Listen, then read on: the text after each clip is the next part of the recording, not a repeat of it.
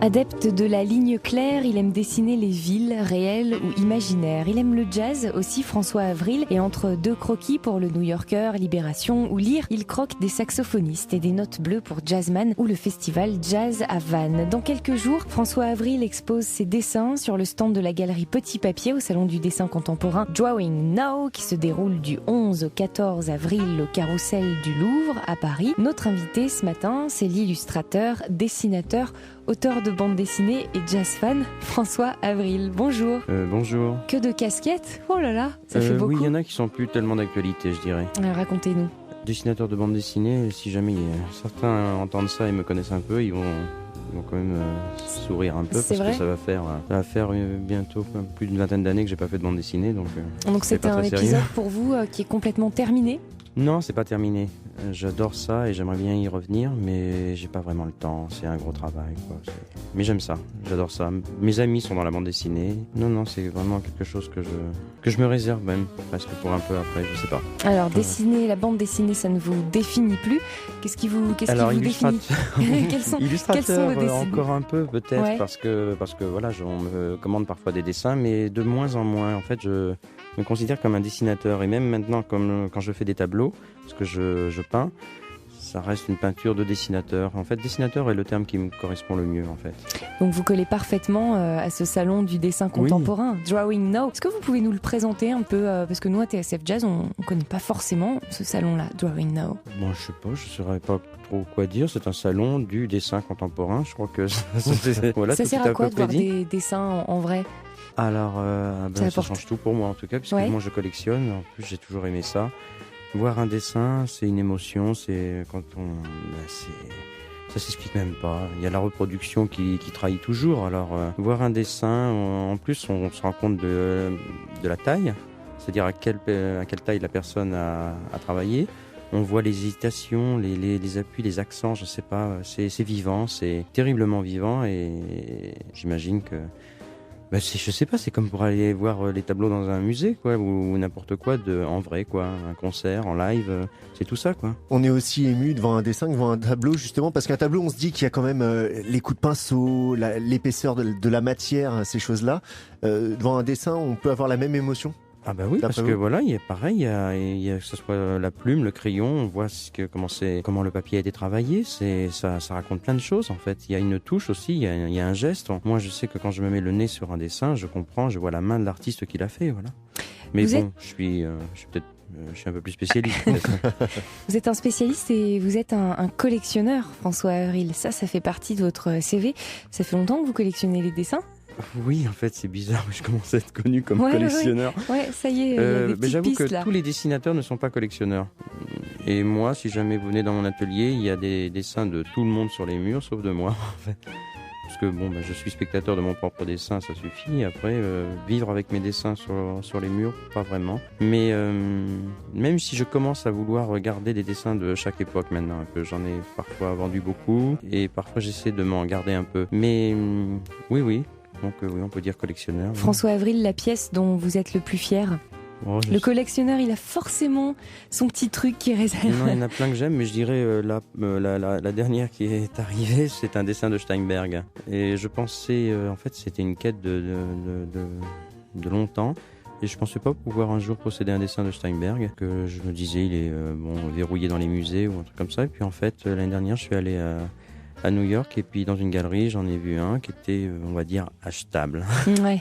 Et ça vous nourrit le fait de collectionner, ça nourrit votre travail? Bien sûr, c'est très enrichissant en fait, voilà, c'est pas du tout spéculatif ni rien, c'est enrichissant. J'arrive pas à me séparer des dessins que j'ai pu acquérir au fil des années. Bon, on va quand même un peu parler jazz, François Avril, parce que votre cœur, il fait quand même un peu boom pour le jazz. Oui, enfin, j'en écoute, comme je disais là, hors antenne, c'est ça? Hors antenne, on peut dire ça. J'ai des amis donc qui sont beaucoup plus spécialistes que moi. Vous parliez de Blutch notamment. Voilà, de Blutch, de Jean-Claude Götting ou d'autres qui sont vraiment très calés, donc je vais pas me lancer trop sur le sujet. J'en écoute. Blutch a illustré l'affiche de Banlieue Bleue, vous avez illustré l'affiche de Jazz à Vannes. Mais moi je dessine pas mal pour le jazz, parce qu'en fait c'est l'ambiance en fait que j'aime aussi dans le jazz. Il y a une iconographie, il y a des images, des atmosphères. Mais je suis pas un grand spécialiste. J'en écoute parfois pour travailler, mais Ben oui, j'ai fait effectivement plusieurs affiches de jazz. Vous parliez de Vannes. J'ai fait aussi Clamart. Oh, ça je savais pas. Ben oui. Oh, j'ai pas vu. L'année dernière, il y en avait. Oui. Puis il y avait des grandes bâches dans toute la ville, etc. Non, et puis vous avez aussi évidemment beaucoup bossé pour Feu, le magazine Jazzman, qui s'est transformé en Jazzman Jazzmag maintenant. Mais là, c'était presque une histoire d'amitié avec Alex Dutil, parce que c'était vraiment... Je le vois moins, d'ailleurs, je le vois plus en ce moment. Mais Alex, si tu nous écoutes, mais oui. Faut appeler François. 06, combien c'est déjà? Ah mais non, mais c'est un type délicieux, donc c'était un plaisir de travailler avec lui. Et d'ailleurs, quand il passait me voir à l'atelier, il me disait écoute ça. Il savait que j'y connaissais rien, il me disait écoute ça, tu seras tu vas aimer. Tu vas aimer. Voilà. Dans ce que j'ai pu trouver de dessins de jazz sur internet au hasard de mes recherches, il y a un dessin dans lequel vous vous représentez. Vous êtes à un concert et vous vous représentez en dessinateur au premier rang avec un carnet dans les mains. C'est comme ça que François Avril est en concert, avec un carnet? Non, je vais rarement en concert. Ouais. La dernière fois que j'ai vécu une ambiance comme ça, c'était Quai de Bourbon, au Pinot Noir, c'est ça? J'avais vu un concert, mais autrement. Là, le dessin auquel vous faites référence, j'illustrais des petites nouvelles de Villard. Marc Villard. De Marc Villard. Et oui, c'était très agréable de faire ça. C'était pour le journal d'ailleurs. Et oui, je m'étais mis un petit peu en scène dans un dessin comme ça sur Billie Holiday. C'est marrant. Comment vous avez vu ça ou su ça? Je fouine, nous on fouine dans les matins de jazz. François Avril, vous restez avec nous. On écoute du jazz, évidemment, Horace Silver. François Avril, vous êtes notre invité jusqu'à 9h, vous exposez vos dessins dans le cadre du salon Drawing Now, salon du dessin contemporain qui démarre la semaine prochaine, le 11 avril prochain. Vous serez sur le stand précisément de la galerie Petit Papier, ça se passe au Carrousel du Louvre à Paris. Votre sujet de prédilection, et ce qu'on va pouvoir voir, je pense, dans les dessins qui seront exposés, c'est la ville. Vous travaillez beaucoup sur la ville, les univers urbains. Oui, bien sûr. Il y a deux thèmes qu'en général je développe régulièrement, qui sont assez récurrents. C'est à la fois les villes et les paysages. Là, c'est une sorte de déclinaison des villes parce que j'ai choisi un thème. Ce sont les trains, les lignes, les connexions, les gares. Tout. En fait, c'est quelque chose que j'ai... je sais pas, une réminiscence de quand j'étais petit où mes parents m'avaient, avec mon frère, offert un grand train électrique sur une grande surface. Ils avaient passé 3 mois à le monter dans le plus grand secret pour un Noël. Et il y avait des aiguillages, des trucs comme ça. C'était formidable et j'adorais ça. On les faisait marcher la nuit avec les petits éclairages. C'était très bien. J'ai toujours aimé ça en fait. En plus, ce sont des lignes. C'est comme pour le dessin. Donc, une sorte de lien comme ça. Et dernièrement, comme j'allais régulièrement travailler à Bruxelles dans un grand atelier pour dessiner, j'ai pris le Thalys comme ça très très régulièrement. Et je regardais, mais j'ai toujours regardé les gares, les trains, ce sont tous ces fils, ces poteaux, ces rails, c'est très inspirant en fait. Et dernièrement d'ailleurs, pour dessiner, pour commencer à travailler sur ce sujet-là, je suis allé me poster parfois au-dessus des ponts où on voit passer les trains. Et je me suis surpris à regarder comme ça les trains passer, comme les gens regardent parfois les voitures au-dessus des autres, passer les voitures sur des ponts d'autoroute.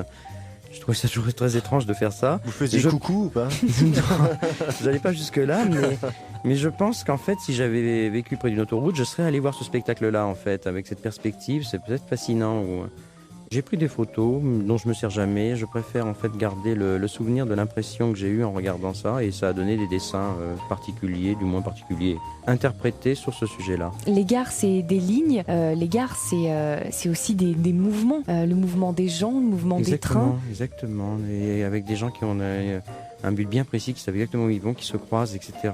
C'est que des croisements, des connexions, des fils électriques. Ça a l'air d'être une sorte de maille très très complexe, et en fait ça me plaît de dessiner des sujets compliqués, de les styliser et de me les approprier, parce qu'après moi rien n'est vraiment réaliste, mais on y croit, je sais pas, j'ai l'impression en tout cas. C'est aussi des sujets propices, les gares et ces lieux de passage, à la narration, à s'imaginer des histoires. Exactement. En regardant les dessins. Bien sûr, chaque personne a un destin bien précis, il n'est pas là par hasard. ce sont ça lie des villes ou des lieux, des gens. Donc c'est exactement ça. Il y a l'idée de connexion humaine, mais de connexion physique dans l'espace. Vraiment, il y a ça. Et quand en fait je dessine et qu'un trait en croise un autre, c'est exactement la même chose. À un moment donné, ça crée un croisement. J'en fais un troisième et ça crée une surface. D'ailleurs, je me suis amusé à remplir certaines surfaces d'une manière un petit peu arbitraire, sans logique vraiment, et ça crée parfois une sorte de certaines mosaïques. Enfin voilà, je pars de quelque chose parfois de réaliste, je le déstructure et après je le recompose.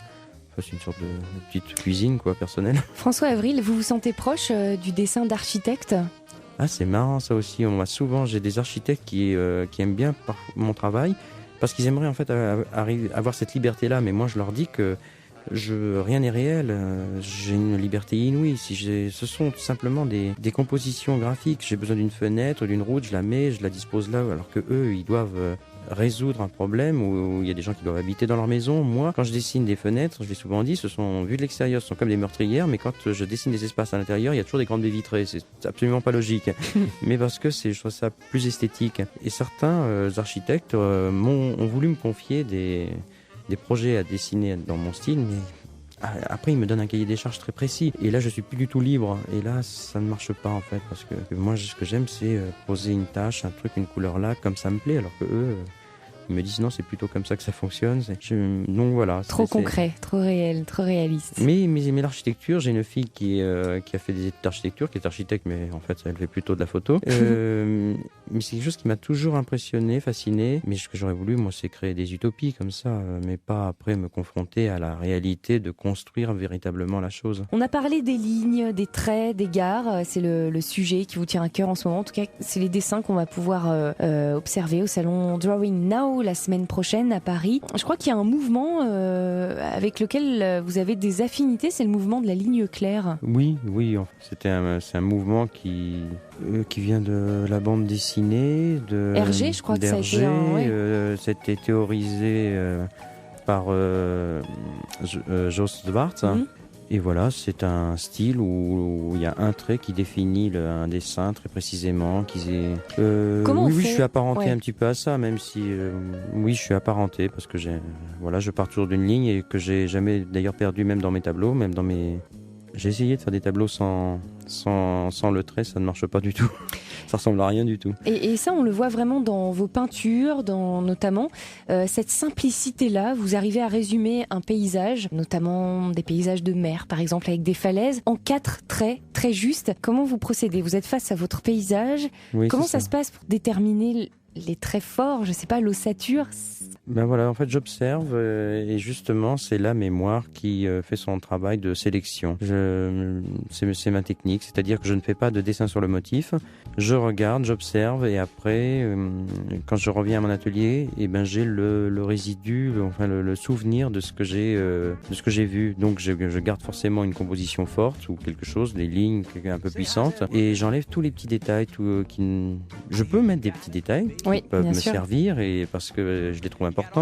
Surtout pour les villes, il y a des petits accessoires du mobilier urbain qui définit une ville, mais autrement je vire tous les détails. C'est pour ça que je disais tout à l'heure que je prends des photos parfois en me disant ça peut peut-être me servir, mais je m'en sers pas en fait.